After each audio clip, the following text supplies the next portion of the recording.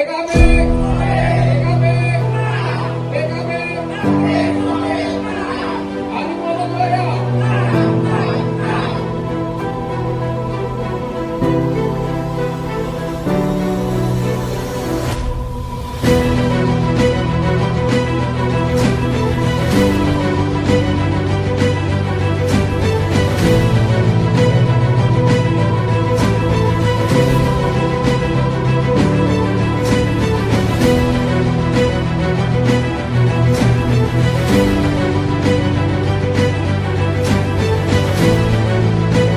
Assalamualaikum warahmatullahi wabarakatuh. Selamat siang para pemirsa BGTV. Bertemu kembali bersama saya Herman Yakub, Berani Jujur. Hari ini kami berada di kantor DPC PKB Kota Cilegon bersama Bapak Ari Muhammad, anggota DPRD Kota Cilegon terpilih 2024-2029 dengan suara yang tertinggi.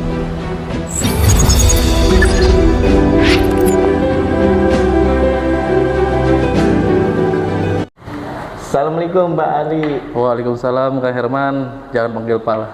Oke, panggilnya apa nih? Enak panggilnya Kang aja. Kang Ari aja ya. Oke. Masih muda. Usianya juga masih muda ya. Insya Allah masih muda, 27 tahun kan. Saya baru 17. Kang Ari, kita mendengar bahwa Kang Ari untuk wilayah dapilnya ya, wilayah Cilegon, Cibeber ya, bahwa untuk PKB sendiri tertinggi gitu ya, dengan perayaan suaranya. Nah, dengan adanya suara tertinggi sendiri ini, Pak Ari bagaimana sih yang dirasakannya? Gitu? Oke, terima kasih Kak Herman. Pertama, ini kita belum final ya. Ya. Kita baru menyelesaikan pleno kecamatan. Alhamdulillah kecamatan Cilegon Cibeber sudah selesai, sudah beres. Cibeber masih satu kelurahan lagi, besok kemungkinan hari ini beres.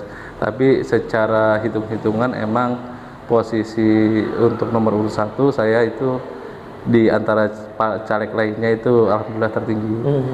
Nah, secara hitung-hitungan quick count yang masuk kita, hitung-hitungan C1 yang masuk itu insya Allah PKB dapat 1 kursi untuk Cilegon Cibeber. Kita doakanlah mudah-mudahan ini berjalan sampai dengan proses pleno KPU nanti. Artinya sampai finishing sampai selesai begitu ya Pak. Deg-degan nggak sih sekarang ini? Kan kemarin-kemarin masih sempat deg-degan ya. Ya gini, pencalonan itu ada menang ada kalah. Nah kita sebagai calon harus siap menang dan kalah.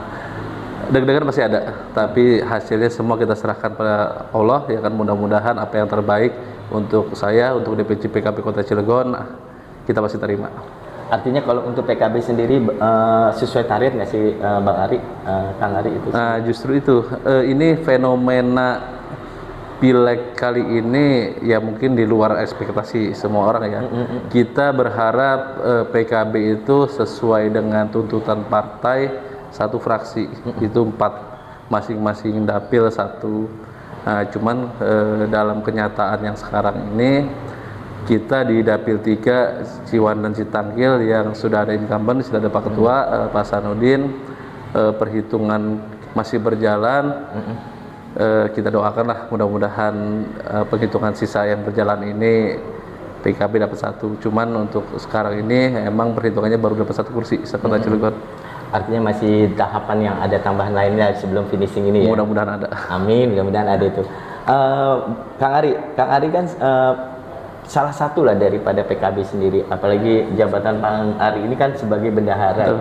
Nah, untuk orang yang terpilih dari satu PKB sendiri kan gitu, apa sih yang bisa Kang Ari ini sampaikan gitu? Ya, pertama gini, kita itu berpolitik kan bukan instan ya. Kita sudah memupuk lama. Ya sering terjun lah ke masyarakat, berbuat yang terbaik tanpa iming-iming imbalan, karena apa, saya yakin usaha kita itu tidak akan mengkhianati hasil. Dan saya rasa kalau kita berbuat baik, ikhlas, insya Allah masyarakat juga menilai itu. Artinya memang ini adalah pilihan yang memang sudah di atas yang menentukannya ya. Mudah-mudahan. Tapi bicara masalah terpilih nih, ketika sudah duduk ini sudah ada penandatanganan misalkan gitu ya. akan duduk di DPR Kota Cilegon sendiri. Apa sih yang mau Kang Ari ini jalankan di situ? Ini sedang berproses ya. Kalau ini kita mengandai-andai, seumpamanya nanti dilantik, yang pertama PKB untuk 2024-2029 ini satu kursi. Iya. Ya. Otomatis kita yang pertama-tama dilakukan adalah mencari teman supaya bisa bentuk fraksi. Iya. Karena kita tahu PDI juga 1, Gelora 1, Demokrat 3, dan itu belum memenuhi untuk satu kursi. Jadi kita akan coba menjajaki partai-partai lain supaya penyamaan visi dan misi partai, kemudian kita coba bentuk fraksi di DPRD. Nah, setelah bentuk fraksi baru kita lihat apa yang bisa PKB perbuat untuk masyarakat Kota Cilegon. Artinya kemarin itu nggak menggunakan ini ya, kampanye-kampanye yang janji-janjikan gitu kan? Alhamdulillah PKB sendiri justru untuk kampanye di Dapil 2 Cilegon Cibober kita tidak ada kampanye akbar. Kita tidak di Citakecuana juga kita tidak ada kampanye akbar, ya kan? Ya itulah tuh, terjun ke masyarakat, dan selalu saya bilang ke masyarakat bahwa tugas legislatif itu 3. Jadi jangan berharap bahwa setelah jadi kalian masuk kerja dan lain sebagainya, tidak. Tapi kesempatan untuk kita memperoleh, kita coba menginformasikan lapangan-lapangan pekerjaan itu pasti akan lebih bisa ketika ada perwakilannya duduk di kursi legislatif. Nah, keluhan yang selama ini di masyarakat khususnya Dapil 2 ya Cilegon Cibober itu rata-rata lapangan pekerjaan.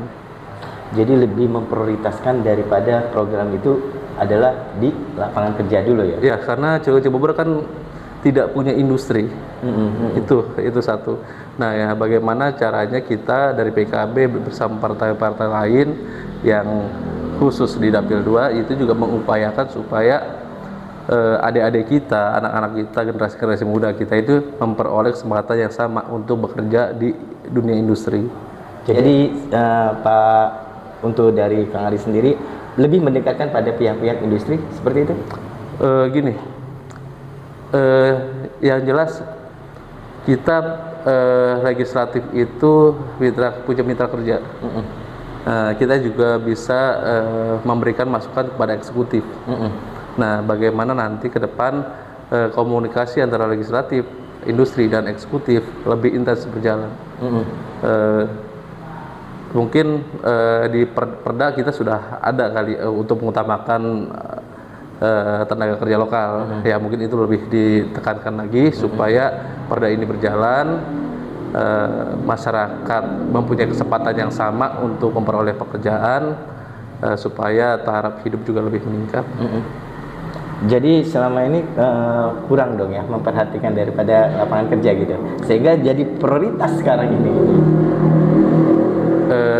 Kurang sih tidak, kalau menurut saya gini, butuh keseriusan dari legislatif dan eksekutif sendiri supaya memperhatikan. Semakin lama semakin tahun ke tahun jumlah lulusan SMK itu makin banyak.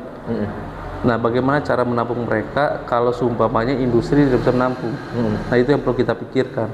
Apakah pemerintah Kota Cilegon dalam hal ini eksekutif itu serius menggalakkan UMKM? Apa aja langkah-langkahnya? Nah, itu yang kita harus komunikasikan, supaya teman-teman muda ini, saya yakin teman pemuda ini kan kreatif, mereka punya cara pandang sendiri, beda dengan kita yang udah umur 40 tahun ke atas ya. Kalau mereka mungkin punya minat, punya bakat, nah itu yang harus coba pemerintah eksekutif dari ini melihat potensi-potensi itu. Jadi ini akan lebih fokus dong ya, lebih intens lagi gitu ya. Mudah-mudahan bisa. Karena kan memang berapa ini yang saya dapatkan yang menjadi suatu topik adalah kebanyakan daripada tenaga kerja. Apakah ada solusi lain gitu loh Bang? Kang Ari, tenaga kerja ini harus bagaimana gitu kan? Ya. Padahal industri luar biasa di sini. Ya justru itu, makanya saya dari luar sebelum duduk dari luar kita melihat gini, industri banyak industri-industri baru mulai bermunculan di Kota Cilegon. Nah, tinggal penetrasinya bagaimana Dinas Tenaga Kerja eksekutif itu coba melisting. Nah, kebutuhannya apa sih mereka itu? Nah, setelah tahu kebutuhannya, garap anak-anak muda ini supaya apa kemampuan mereka di-upgrade. Jadi ketika industri itu butuh, udah tinggal ambil aja. Nah, ini berkaitan lagi dengan BLK Kota Cilegon. Kita harus coba meningkatkan kemampuan kapasitas BLK Kota Cilegon supaya apa? Melatih teman-teman ini, adik-adik ini supaya siap dan mampu bertarung dalam mencari kesempatan kerja yang sama. Kita selama ini ketika kesempatan kerja dibuka oleh Dinas Tenaga Kerja itu kan diumumkan di website. Tidak hanya Kota Cilegon yang melihat. Kabupaten Serang, Kota Serang, Jakarta, Jawa. Nah, apakah adik-adik kita ini mampu bersaing dengan mereka? Nah, kita harus pastikan bahwa mereka mampu. Saya yakin Cilegon bisa kok. Mereka pintar-pintar kok. Selama ini bagaimana BLK itu sendiri menurut Kang Ari dilihat dari kasat matanya? Oh, nanti deh itu kita saya kan selama ini belum pernah masuk ya, belum pernah tahu BLK ini seperti apa. Cuma yang jelas apabila sudah baik tingkatkan menjadi lebih baik. Apabila kurang tingkatkan menjadi baik kan gitu. Artinya akan lebih dipenuhi ya, sarananya itu ya gitu loh. Nah, kita bicara masalah tenaga kerja. Apakah yang lain tidak dijalankan lagi? Apakah hanya fokus dengan tenaga kerja gitu? Oh, ya gini, ini kan salah satu hal yang ketika saya turun itu banyak dikeluhkan oleh masyarakat, terutama ibu-ibu bahwa anak-anaknya setelah lulus susah mencari kerja. Nah, itu fokus utama. Nah, untuk fokus lainnya kan kita tadi saya udah bicarakan bahwa langkah awal kita adalah pembentukan fraksi. Nanti kita lihat PKB dengan siapa, ditugaskan di komisi apa. Nah, itu akan kita setelah itu baru kita akan fokus ditugas di komisi masing-masing. Yang jelas masukan-masukan yang selama ini saya dapatkan dari turun ke lapangan itu pasti akan saya coba perjuangkan. Apabila bukan bagian saya, akan saya coba titipkan ke teman-teman. Jadi nggak harus duduk manis aja ya di dewan ya? Ya itulah, jangan sampai 3D itu datang duduk diam dulu, 4D itu saya pikir tinggal kemauan kita aja, kemauan kita ya kan, bagaimana niatan kita itu ketika duduk nanti benar-benar bisa berguna dan memperjuangkan apa yang sudah kita janjikan ke masyarakat. Siap untuk turun segalanya nih Bang? Insya Allah siap. Jadi tidak lagi yang namanya, kan banyak sekali ya, sebelum-sebelumnya itu kita melihat reses berjalan, masyarakat dikumpulkan, masyarakat sudah disampaikan, tapi kan realisasinya tidak terjalankan gitu. Apakah ini akan menjadi suatu gambaran bahwa saya tidak seperti itu dong? Ya gini, saya sih berharap ke depan reses kemudian itu bukan hanya menjadi seremoni biasa, seremoni saja, tapi ketika reses itu apa yang diungkapkan oleh masyarakat itu benar-benar ditampung dan dikerjakan semampunya oleh pemerintah kota, oleh kita legislatif ya kan, supaya apa yang menjadi masukan-masukan ini benar-benar menjadi PR kita. Kalau di proyek kalau kita ada temuan ya kan, ya ini cuma dibereskan, cuma dikerjakan kan gitu. Ya kan banyak sekali sih PR yang saya lihat ya di Kota Cilegon sendiri. Penanggulangan banjir masih pernah ini juga kan gitu ya. Rumah saya juga kena banjir. Iya. Saya di Komplek Pemda kan. Terus penataan kota juga kayaknya yang sangat-sangat riskan, kendaraan besar tuh Bang.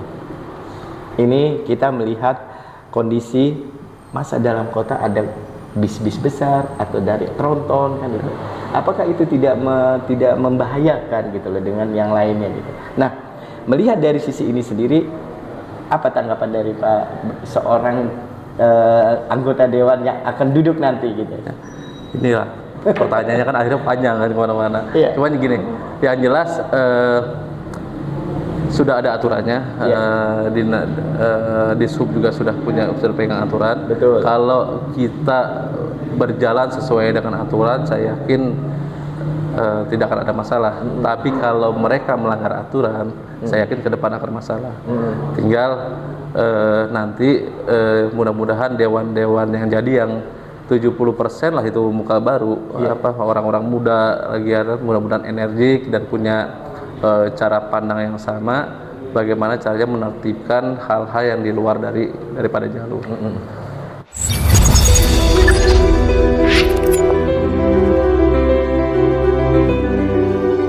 Ari, PKB sendiri kan punya target untuk proses untuk di dalam dewan itu sendiri nantinya kan gitu ya. Program-program apa nih yang paling inti daripada PKB ketika duduk di bangku dewan nanti? Ya, nanti kita coba rumuskan ya dengan teman-teman pengurus partai, dengan ketua. Selama ini kan PKB itu untuk tahun kemarin itu ketua DPC PKB itu dari Dapil Citaker Ciwandan, itu dia di Komisi 2. Kalau nggak salah itu mengurusi masalah industri, tenaga kerja dan lain sebagainya. Nah,